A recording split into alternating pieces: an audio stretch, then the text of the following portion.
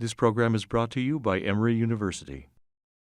Today we have two of our third years who will be presenting Journal Club. First will be Ryan Cousins, who comes to us from Virginia. He was an Emory resident and now a third-year fellow in the midst of his job search. And then following him will be Matt Brown, who came to us from Wright State as a resident, was an Emory resident, and now a third year as well, doing interventional next year. So Ryan, the floor is yours. All right, thank you so much, Dr. Coley. I appreciate it. Thank you all for joining us this morning for Journal Club. So the title of my presentation is Let the Platelets Be Your Guide, FcgammaRIIa as a marker of cardiovascular risk after myocardial infarction. I have no financial disclosures or conflicts of interest to present. So as I usually start my journal clubs, I'm going to start with a clinical vignette. So imagine a 66-year-old gentleman. He's got a history of hypertension, hyperlipidemia, CKD2, and recurrent diverticular bleeding in the past. And he's admitted to your hospital with acute chest pain that occurred about 4 hours prior to presentation. During his workup, he ends up going back to the cath lab. He gets a left heart cath, and he's diagnosed with a type 1 NSTEMI and receives a drug-eluting stent to the proximal LAD. And just to round out his clinical picture, his HAS-BLED score is 4 in the setting of his hypertension, renal disease, age being greater than 65, and predisposition to bleeding, given his diverticular bleeds in the past. And so this provides a nice framework, I think, for the essential question of the journal club article I'll present today, which is for patients with a history of myocardial infarction, how can we best discriminate between those that may be at high versus low risk for subsequent ischemic cardiovascular events? And therefore, from that, how can we then potentially guide duration, intensity of antiplatelet, DAP therapy, and potentially with some de-escalation strategies to find that best balance between thrombosis risk and bleeding, which, as we know in terms of further context here, is something that's continuing to evolve, especially with the guidelines and recent other studies coming out. In addition, everybody's different, right? So different clinical effects may be observed in individuals with different baseline risk levels. As I mentioned, the consensus of 12 straight months of DAT, which has been in the guidelines for a while, is currently being challenged in terms of reduction of intensity and duration of antiplatelet strategies since 2021. One of the trials that kind of looked at this was in 2022, which was the STOP-DAP2 ACS trial, which understandably demonstrated that shorter DAPT, which makes sense, did reduce bleeding, but at the expense potentially of an increased risk of cardiovascular death, MI, stroke, stent thrombosis, with a hazard ratio of 1.5, where the confidence interval slightly crossed 1. But the width of that confidence interval between 0.99 and 2.26, demonstrates that there is a heterogeneity of treatment effect, and so we need more effective tools, ideally, to help be able to guide individualized treatment. And so the authors of the study that we'll get into today ended up doing a single center study in 2018 where they noticed that for patients with myocardial infarction, such as the patient in their clinical vignette, they have been investigating a biomarker called platelet FcgammaRIIa, or PFCG, as you may see later in my presentation, that can actually help potentially, hopefully, distinguish between patients that are at higher or lower risk, like we mentioned, for MI, stroke, and death. And so I had never heard of this biomarker before. So basically what it is, it's a low affinity receptor for the FC constant portion of IgG, immunoglobulin G. It does have a decent role to play in immune-related responses, but it's been targeted for further research because of its inherent connection between thrombosis risk and how it helps assist with activation and reactivity of platelets, which you can see on this next slide, which is essentially just kind of a simplified cartoon, where in the top left corner here you can see a platelet with its granules. These blue proteins here are going to be your FcgammaRIIa, and then the IC is the immune complexes here with IgG. So when that pairing occurs, you get activation for these platelets, you get release of the granules and everything with serotonin, and subsequently with all that, you end up getting thrombosis. So this brings us to today's article, which was published in JACC just a few weeks ago by Schneider et al., which the title of it was Platelet FcgammaRIIa as a marker of cardiovascular risk after myocardial infarction. So this was a prospective, observational, non-interventional cohort trial, where instead of one single center study that they did in 2018, they expanded this out to 25 centers and had a cohort of 800 patients to, again, validate the initial prognostic implications of platelet Fc gamma that they saw in their previous study. And they essentially decided to evaluate their data after they had seen 80 ischemic events, MI, stroke, death, in addition to when the last enrolled patient completed 18 months of follow-up. And I'll get into a little bit later why they chose 80 ischemic events as the number.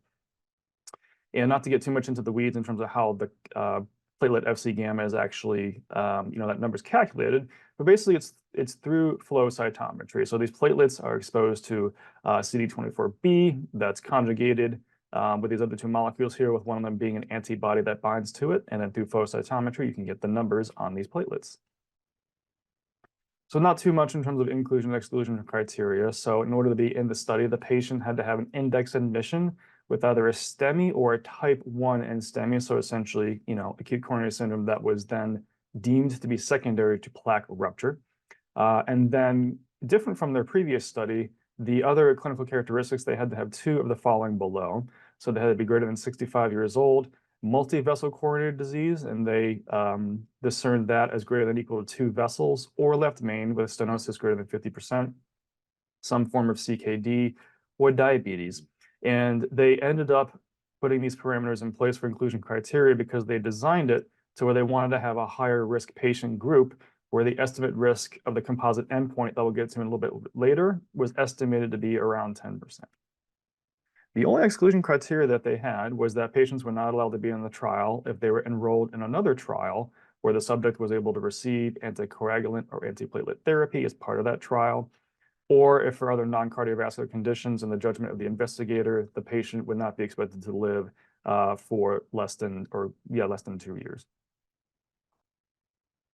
And so the primary endpoint, as I mentioned, was a composite of MI, stroke, and all-cause death, with subsequent analysis for each of those individual variables subsequently.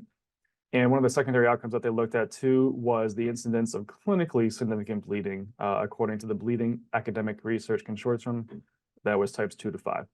And essentially what they did for each of these patients after this index hospitalization is they followed them up every 6 months with a telephone encounter, in addition to looking at the medical records to determine, when did any of these primary endpoints occur. And they did that based upon patient symptoms, medical records, biomarkers, and imaging was the phrasing that they used for their study here. So as I mentioned earlier, they decided to use 80 ischemic events as the initial point to go ahead and start analyzing some of this data, because based upon their power predictions, they determined that this would provide a 2.3-fold greater incidence of the primary endpoint and a hazard ratio of 3.1 for the secondary endpoint of bleeding to be able to compare and contrast these groups. In terms of those endpoints, they ended up using platelet Fc gamma as a continuous variable with Cox regression and hazard models. And then finally, the other additional analysis they did was ROC analysis to determine how much exactly the difference of the platelet Fc gamma actually, and how much weight that actually did have in terms of these predictive models compared to just high and low risk from other baseline cardiovascular risk beyond their clinical characteristics beforehand. So jumping into the results section, so table 1 goes into the clinical characteristics of each patient. So you can see all patients in the first column, low and high platelet Fc gamma. And the way they actually broke it down between low and high, they used a certain number of platelet Fc gamma molecules per platelet with a number of 1750. And they determined that from their first study where those patients that had less than that had 50% of that in that cohort and 50% greater in that cohort. So that's what they used as kind of their, marker in terms of high versus low. And you can see for each one of these groups that in terms of, STEMI and NSTEMI, that each group percentage-wise had exactly the same between each. And then in terms of previous coronary disease and intervention, that while it wasn't necessarily statistically different, the high platelet Fc gamma group had a little bit of a higher percentage of previous MI and CABG. PCI was fairly equal between the two groups, more PAD for the high group. But then the high group also as well had statistically significant difference in terms of CKD and previous stroke. Continuing clinical characteristics, there really was not much of a major difference in terms of the antithrombotic therapy that each patient was on, and that was deemed or decided upon based upon each individual provider and patient as well. But all the other medications in terms of beta blockers, calcium channel blockers, nitrates, lipid lowering agents, these were all fairly similar across the board here too as well. Finally, our first figure is freedom from the primary endpoint, essentially myocardial infarction, stroke, and death. As you can see here, these are Kaplan-Meier curves with the event-free date from day 0 all the way to about 1 year on the x-axis and the event-free on the y-axis. And you can see here that with the low platelet FCG group was in red, the high is in blue, and that these curves split fairly quickly within the day 0 mark and continue to actually spread out as the days go on here too as well. So the hazard ratio between high and low is 2.09 with a p variable of 0.001, p-value rather. And so again, kind of splitting up these endpoints here between the full composite and then MI, death, or stroke. All these variables collectively and individually, aside from stroke, or significantly, you had a significantly higher chance of having that happen to you with the high versus the low group with these hazard ratios here. So going on to table 3, which combines the univariate and multivariate analysis, continuing with our primary endpoint here. So the ones that I highlighted in red were the ones that remained statistically significant in the multivariable analysis. So as one would expect, the high platelet Fc gamma group ended up being, still significant with the multivariate analysis. But as we saw with the clinical characteristics where they favored patients with renal disease, previous revascularization, and previous stroke with high platelet Fc gamma, these also remain statistically significant. So in that regard, the study group ended up determining, hey, let's go ahead and do some ROC analysis to determine how much of an additional weight that this high and low platelet Fc gamma actually, has compared to the clinical characteristics that, may be driving this a little bit more in terms of, CKD, previous revascularization. And so based upon clinical characteristics, they ended up dividing patients between high and low risk, not necessarily based on their platelet Fc gamma numbers, but just based upon clinical characteristics in terms of their future cardiovascular events. And as we can see here, so for ROC, as just a quick reminder, so you've got your true positive rate on the left and the y-axis, and then your false positive rate on the x, and the ideal goal is to be as close to 1 in the top left-hand corner as much as possible. And the C statistic is essentially that number as close as it can get to 1 to say how well does our model or our variable help predict, with as much accuracy as possible, what we're looking for. And basically what the team concluded is that there is some additional value of putting in the platelet Fc gamma numbers into the risk calculation based upon the fact that the C statistic was 0.73 for the high risk, which was a little bit lower for 0.62 for the low risk group in terms of the composite endpoints. And then they just subdivided it again in terms of the combined point without stroke in there with MI/death for the high and low risk groups here too as well. Finally, which was interesting, is they analyzed that secondary endpoint, which is bleeding risk. And the patients that end up having high platelet Fc gamma actually trended towards having a higher bleeding, which is a little bit paradoxical given what we mentioned from the physiology of how this works, is it helps, promote thrombosis, right? When they did the multivariable analysis for this, plus the previous stroke, both ended up falling out in terms of significance, but something that wasn't quite as expected initially based upon that. So these were verbatim the conclusions that the study team ended up putting in their paper. Is platelet Fc gamma discriminates patients at higher and lower risk of subsequent MI, stroke, and death. The test effectively identified patients that were higher and lower risk of that combination of the endpoint, or of either death or MI or revascularization individually and collectively. So these also, the results also of this multi-center study validate the results that they previously saw back in 2018 from their single center study. And basically, this provides really encouraging data to bridge a critical gap, as we mentioned before, for the need for an effective biomarker or some sort of other variable that can help optimize knowing which patients may be at greater or lesser risk of future thrombotic events that may help de-escalate and find that sweet spot for patients with regards to their antithrombotic therapy. So some of the discussion points that they also mentioned as well is that one of the other advantages of this test is that unlike other platelet function tests that depend upon kind of the activity or current state of the platelet, this test does not require activation. So it certainly then would reduce any sort of significant variability with regards to this test. In addition, between the first and the second study here, they determined that the prevalence of patients that would be determined to be low platelet Fc gamma would be expected to be anywhere from 50 to 70% based upon those studies.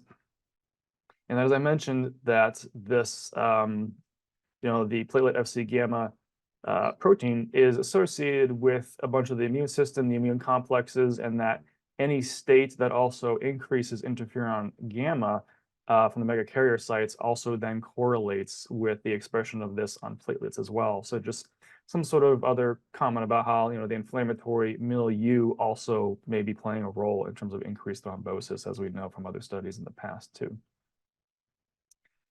Finally, again, this test can identify patients who had higher or lower risk of subsequent ischemic events across a broad range of clinical risk factors. It does provide an additional subset of valuable information. And then finally, what was interesting was, again, while it was trending towards, but not necessarily significant within the multivariate analysis of bleeding, that there's still a lot that needs to be determined as to whether other additional factors that increase patients' risk of bleeding beyond this platelet Fc gamma number, including older age, renal disease, stroke, that maybe those have a bit more of a role to play rather than the platelet Fc gamma number in and of itself, but that we still need some more data to tease this out.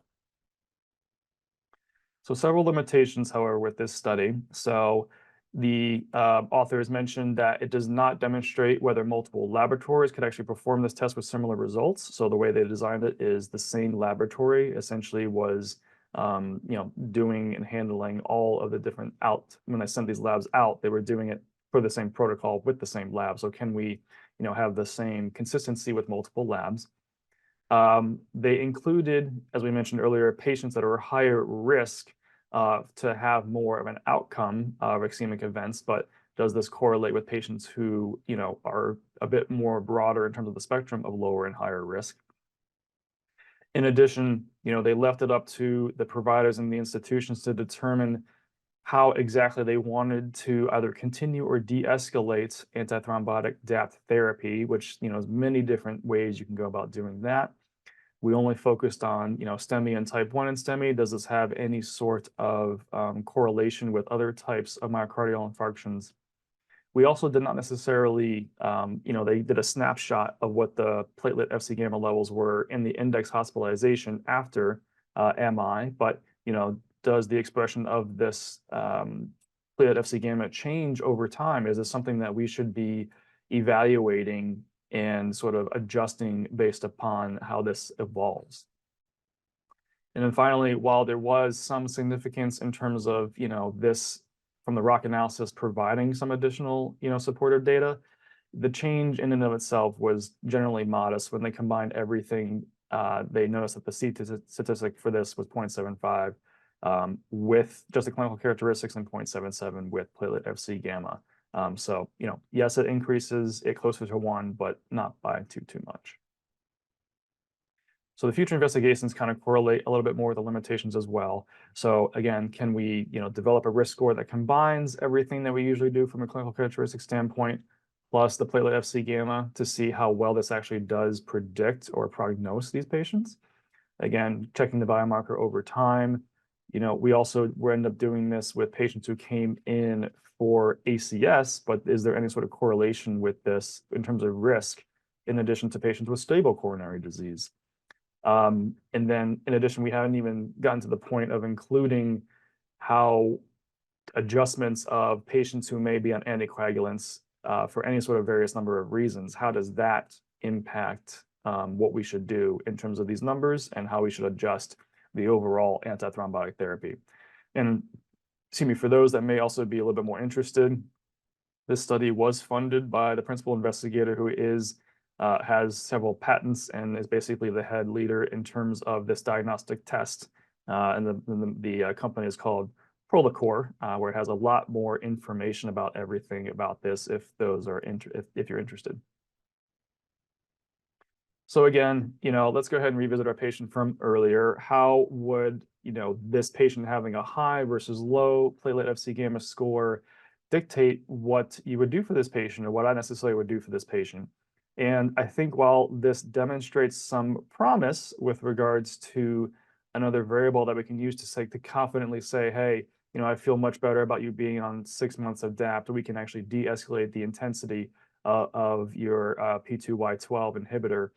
There's still a lot that needs to be teased out with regards to, what amongst all those strategies is actually the best for each patient. Ideally, you'd like to have a biomarker that is a bit more, you can confidently say, hey, yes, it promotes thrombosis. It does not promote bleeding. So let's go ahead and use that in terms of our scores. Where earlier, like I mentioned, it's a little bit unclear why it actually trended towards more bleeding in addition to more thrombosis. So it's still a little bit unclear. But I think there is some promise in terms of how we could use this moving forward. So I'd like to thank Dr. McDaniel for all of his advice and recommendations and for going on through all of my slides and coming up with some questions and some thoughts of further analysis of how we could incorporate this article in terms of our day-to-day practice. These are my references, and I welcome any other questions as we end. Okay, so I'm going to be talking about the EARLY TAVR trial, and this is, I titled it Hurry Up and Wait. Does early TAVR perform better for severe asymptomatic aortic stenosis versus waiting for them to become severe? So we're going to deep dive into that. So I have no relevant disclosures. Here's the article. It was published in JAMA, recently presented at TCT. Just to review, I know this is preaching to the choir at this point in time, but this is what we're focused on here, severe AS. So a peak velocity on echo greater than 4, a mean gradient greater than 40, aortic valve area less than 1, index less than 0.6, are kind of our main parameters. And then below, I just listed kind of subsequent ones for you to refer back to at later points in time when not all the categories are severe. For instance, the velocity is high, but the gradient is not meet the threshold. Some other markers that can kind of push it into the severe category. Breaking it down based on the guidelines. So this is how it currently reads. So we're going to, for this talk, be on the right side here. So this is no aortic stenosis symptoms. So for these people who have severe AS, they had subsequently break it down to a Vmax of less or greater than 4. But we're going to be on the left side of this. And so these are the current recommendations for SAVR or TAVI or TAVR based on the current literature and professional opinion. But based on this study, the thought is that maybe you can bypass a lot of this middleman information and just go directly to TAVR, specifically early without symptoms. So we'll talk about that. Let's do some background data as to other studies that have investigated asymptomatic severe AS. There's only been 2, and they're both SAVR studies. So this was the first one published in New England Journal of Medicine in 2020. It was a Korean-only population, multi-center randomized, obviously not blinded. 50% in this study received mechanical, 50% bioprosthetic, a little over half bicuspid. Here is the data.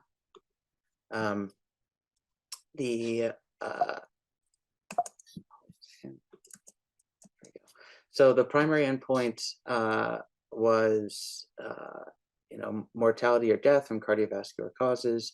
This is a very low enrollment study. I believe it only has like 150 patients altogether. But there was some statistical significance despite the low numbers, and mostly from decreasing death from any cause and cardiovascular mortality. So it's not very generalizable. I think it just kind of prompted the idea for further studies. Additionally, some things to note for this study, they did only use like very severe AS, I would maybe put it in that category. So the peak velocities and the cutoff for the inclusion criteria was it had to be greater than 4.5, and the mean gradient had to be greater than 50. Additionally, a huge qualm for this study was that exercise testing was not performed in all patients, only 24 of them. So only a quarter of them. So who knows how many of them were truly symptomatic or not. You can argue you can glean most of it from a history, but it's just not kind of the standard of research testing in terms of getting patients objectively enrolled into these studies. And it was a relatively young and low risk population, which will be a continued theme moving forward. So the next study that came out subsequent to that with more kind of robust data was published in Circulation a couple years later. This was multi-center, although one center enrolled most of the patients, just of note. This was more in the standard guidelines of severe AS with Vmax greater than 4 and mean peak gradients greater than 40. And again, 50-50 split on mechanical bioprosthetic valves. A smaller percentage were bicuspid in this population. So here, the primary endpoint was a composite of all-cause death, hospitalizations, cardiovascular, and basically it was MACE for this particular study. And it did show statistical significance. So, however, it was mostly driven by heart failure hospitalizations, as you can see based on the numbers. But if you break them down individually, there was no statistical significance in the groups, irrespective of themselves, only as a combined endpoint. So I think it did kind of offer some more robust information in terms of, well, maybe early TAVR is a reasonable approach for asymptomatic patients who are low surgical risk. But again, not large enrollment, and the data is not the most strong, but there's signals here. And so this kind of prompted further study with EARLY TAVR Trial, so transcatheter aortic valve replacement for asymptomatic severe AS. So this is the study of discussion. So this was prospective, multi-center, randomized, obviously is not blinded. And this was TAVR versus specifically the balloon expandable Edwards valve versus the control group being clinical surveillance as standard of care with asymptomatic severe AS.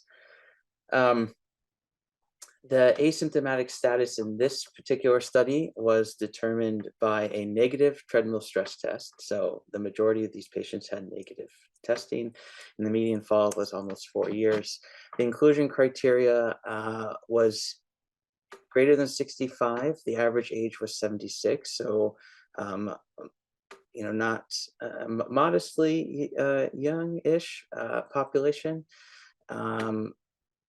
But especially since most of them could walk on a treadmill, asymptomatic and as defined as the prior study that I talked about, and they also had to have suitable anatomy for TAVR. Notable exclusions, there were many. I just listed, I think, some of the important ones here. BMI is greater than 50, ESRD, moderate MS, and any other like severe valvular insufficiency, then obviously any other reason to get a valve, that would be class 1. And as I already kind of mentioned, this was funded by Edwards, who makes the balloon expandable TAVR valves. So the primary outcome, composite of death from any cause, stroke, or unplanned hospitalizations for cardiovascular causes. Several secondary outcomes, including the subjective assessment of improvement in quality of life with the KCCQ questionnaire. There was some objective measure of cardiac improvement, mostly with the mass index and left atrial volume changes, and if there was any change in the EF, new AFib, death, or stroke. So here is the baseline patient population characteristics, just some things I think that are worth noting. Is that there was low enrollment for female sex individuals, and it was extremely high enrollment for white Caucasian population. The bicuspid valve enrollment has decreased further in this study down to 8% in each arm respectively. Here's, I think it's just some interesting baseline information as to what the average peak velocities were, mean gradients, areas, whatnot. They weren't too far above the base 4 as to what you would expect, but just kind of in case you were interested. So now kind of moving on to the meat of the matter as to the data and what the numbers showed. So did show statistically significant benefit for the composite outcome, which again was death, stroke, unplanned hospitalizations. However, heavily driven by this unplanned hospitalizations. We're going to talk about this later. The secondary outcome did also show some statistical significance with the KCCQ questionnaire. Not too unsurprising given this was not a sham trial. And then it did show some slight objective improvement in cardiac function in terms mostly driven by the volume size and the mass index and positive prevention of negative remodeling and more positive remodeling over time. So here it is in the Kaplan-Meier curve format, just as a different kind of visual representation of the same data. And again, the death, stroke, unplanned hospitalizations were statistically significant. And again, the only subgroup of the composite that was positive was the unplanned hospitalizations. And then death and stroke did not meet statistical significance by themselves. So this panel is looking at the when patients in the control arm got TAVR, when it happened, and what was the reason for them to end up moving forward with TAVR. So panel A shows the clinical presentation of the patients in the clinical surveillance group who converted to aortic valve replacement after randomization, and was stratified according to the timing of the conversion. I think panel B is a little bit more helpful, and it shows the cumulative incidence of the curve of the conversion of aortic valve replacement through 5 years, and is stratified according to the clinical presentation at the time of the conversion. So and these are, you can see the numbers here blocked off into 6, 12, 24, 36, 48, and 60 to kind of give you an idea as to when people converted over to TAVR in those common buckets of follow-up, specifically 6 and 12 months. And just kind of for understanding purposes, what people may be asking, well, what is progressive signs and symptoms? That was delineated in the trial, and that was noted to be NIHA class of 2, increase in heart failure medication dose from baseline, an increase in BNP from 1.5 to 3 times. And then if you were in the advanced or acute signs or symptoms, these are things that were basically more severe symptoms. So we're talking NIHA class 3 and 4, severe outcomes of aortic stenosis, including syncope, ventricular arrhythmias, pulmonary edema, acute heart failure, EFs dropping under 50% is that bucket. And you can see that the majority of these patients were in the progressive signs and symptoms, less so in the more advanced that would prompt further concern in a more immediate manner. Okay, so the authors noted the following limitations. One, blinding to the data obviously was not possible in the complete case. The results apply only to this trial population, obviously. So low risk, at least 65 years of age, and the anatomical and clinical characteristics suitable for TAVR, not anything unexpected. And I think it's funny that, but not unexpected, that they say cannot be extrapolated to TAVR performed with valves other than the balloon expandable valve, aka Edwards valve only, sorry, Medtronic, and not without point. There is some differences between the valves, but they made it a point to tell you. Less intensive clinical surveillance was performed in our trial than what may be in the real world, is what they're saying. Kind of a small point. More important, I think, is that this was mostly a white population. It's a little disappointing given the kind of current inclusion, but of other trials that have done a better job at proactively incorporating a more diverse patient population. And then lastly, the enrollment time was during the pandemic, which everyone puts in here as a disclaimer.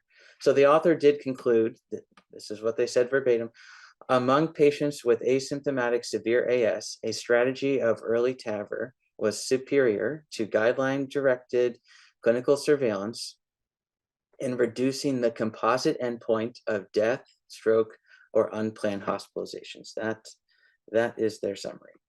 But let's deep dive on this a little bit further.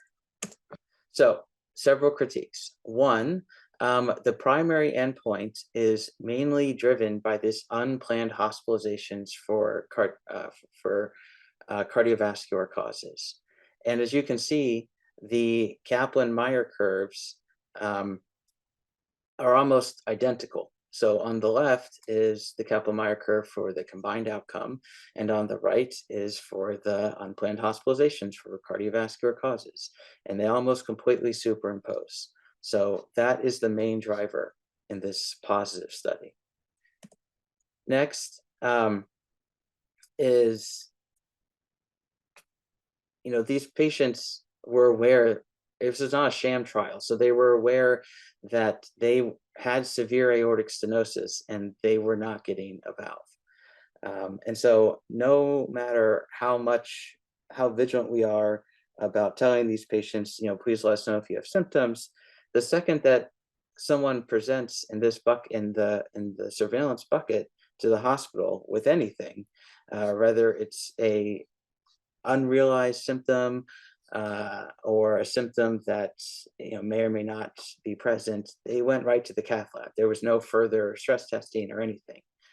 And it's a little strange because there's an immediate separation of these two curves of the clinical surveillance and the TAVR group. And you wouldn't expect someone who just had a stress test to all of a sudden need a TAVR, who had a negative stress test to all of a sudden convert to needing a TAVR so quickly.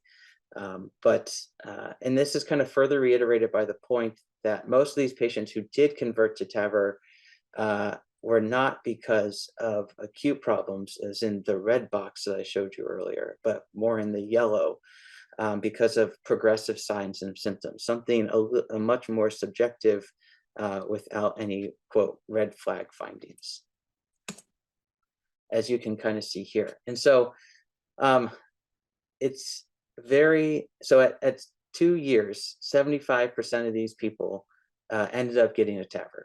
And that's just kind of interesting of note. But I think the most glaring part of the study is that the 25%, over 25% of these individuals at 6 months ended up going and getting a TAVR. And the problem is with that is that those individuals who were hospitalized at less than 6 months were included in the unplanned hospitalizations bucket.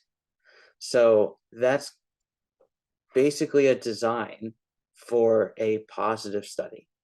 So you had much more people going into the randomized arm because they had a TAVR within 6 months of randomization. So they were going into the non-control arm at that point is kind of like a crossover, and that was 25% of the control patients. So I feel like that's that in addition to kind of what I discussed previously, I think is a major reason why this was a positive study, and a little bit kind of designed to be that way, to show that the Edwards valve is good, and we can kind of enroll these patients early and try to get them fixed early.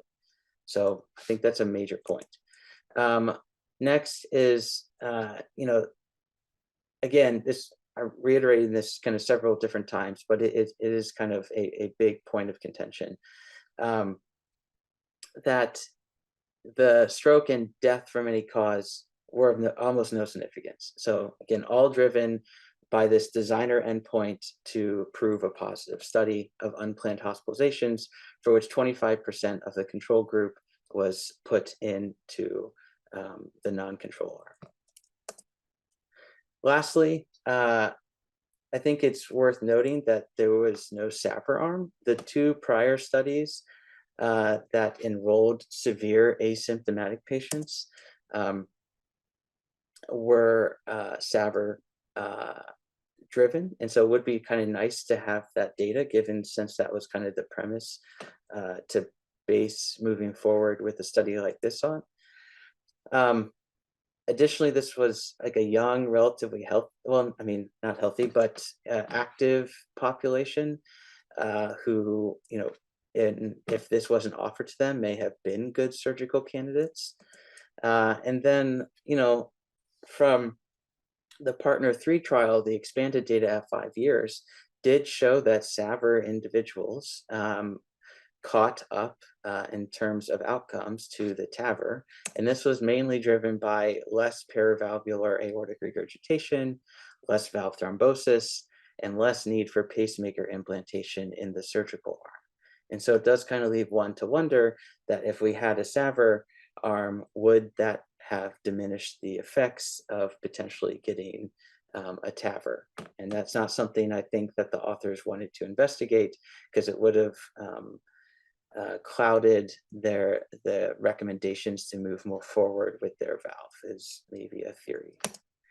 So this is a amended final conclusion that I think reads more in line with how I interpret the data. So among patients with asymptomatic severe aortic stenosis, a strategy of early TAVR may be superior to guideline clinical surveillance in reducing unplanned hospitalizations for cardiovascular causes, which I don't know if that's important in and of itself, but the quality of evidence is low due to poor trial design, as previously discussed. So I believe a higher level of evidence would come with a design of a sham to help prevent early enrollment or conversion into the TAVR arm. So like if we had less people getting a TAVR at 6 months, maybe that would have helped kind of strengthen these results. Additionally, I think a SAVR control arm would also be helpful to give us the most robust information possible. So these are my resources, and open the floor for discussion. Matthew, this is Spencer King. Thanks for that. That's a very good analysis of that study. I don't know how many of you were at TCT when it presented this thing, but the room was absolutely full. In fact, the fire marshal had closed the doors and people couldn't get in. There was so much enthusiasm for this study. And the conclusion, as you point out, suggests that, okay, we need to be doing a lot more of these procedures early. But talking to some investigators, I mean, you can imagine the patients with aortic stenosis who don't qualify yet under guidelines because they don't have symptoms, enthusiastic to get into this trial, which is going to get them a valve, right? So they may get it right now, or they may get it as soon as they get symptoms. So yes, it is. You pointed out that it's curious that people who are totally asymptomatic within a few months suddenly have symptoms that require the valve. So that was an interesting thing. And then that being counted as the endpoint. But I do think it's it does point out that it's safe to go ahead and do them, I think, if you want to. So you think about what is the advantage of the patient for having it done right now versus kind of waiting a little bit. And as you pointed out, they're all going to end up with a valve anyway, eventually, but it may be 2 years or 3 years or 5 years later. Very few 5 years later.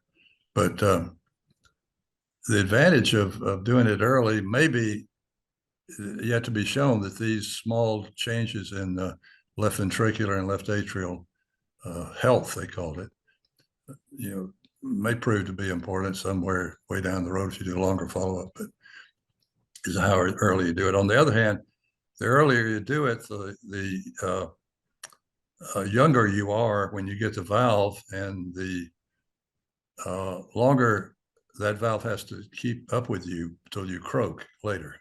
So that's, I guess, the other side. So those are just some observations I had in listening to the presentation and the enthusiasm for it. But I think a lot of people are analyzing it like you have.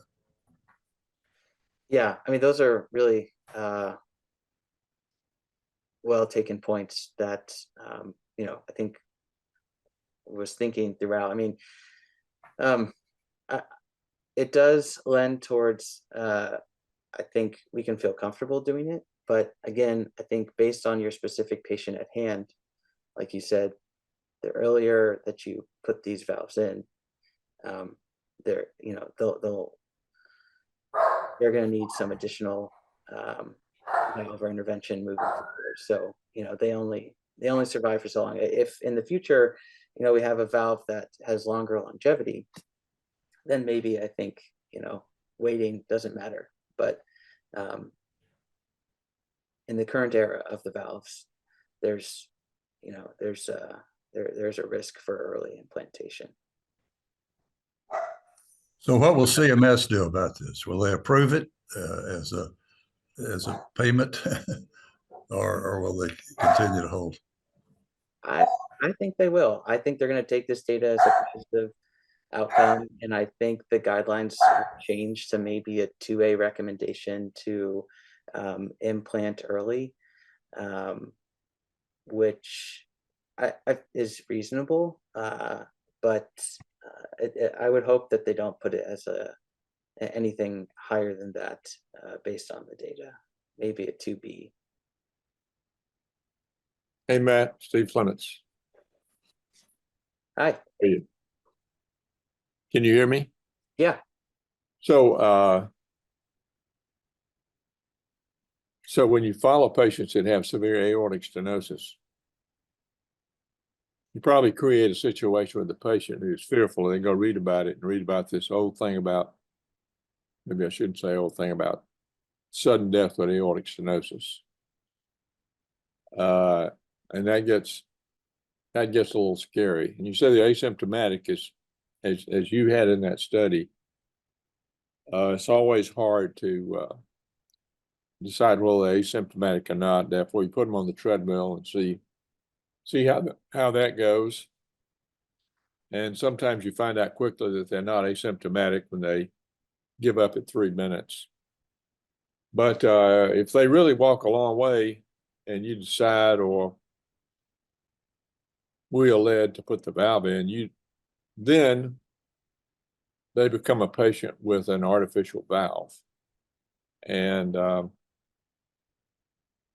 you know, it seems to me that these TAVRs have done very, very well from the standpoint of how long, what the longevity is with of the valve. And but you have about one shot, usually maybe two, one shot, especially in the smaller valves, to replace it. Then that gets you to be an old person, and your risk of surgery gets really high. So all kinds of thoughts come to mind about how to do this. Do you do a regular surgical valve to start out with and have a nice scaffold there and get 15 years, maybe, and then put in a TAVR, and that gives you another 15 years, and that makes you a really old person, and there you go. So all those thoughts come to mind when you deal with a patient that has gets up to the 4 meters per second range and is not complaining. So I still find it difficult, but we're getting at it, and we like that first trial with asymptomatic patients with TAVR. So thanks for that, Matt. Did a good job. Thank you so much. Appreciate it. So I think Dr. Coley had texted Matt and I to mention that whenever discussion was ended and all questions were answered and everything, that she actually had to go take care of a patient. So I know Matt and I'd be happy to answer any more questions, field any more comments or thoughts, but we'll end whenever we're all done with that. Looks like Billy Joe typed something into the chat. He said, could our screening for true symptoms be inadequate and not sensitive enough to pick up those patients who crossed over? Possibly, but I think the thing that maybe points away from that is that 90% of them had treadmill stress testing. So you would think that objectively we answered that question, but I think in the real world that happens to be a common problem, but I think less so in this study. Ryan, I had a question for you regarding your presentation, which I thought was great. But this, did they do anything with the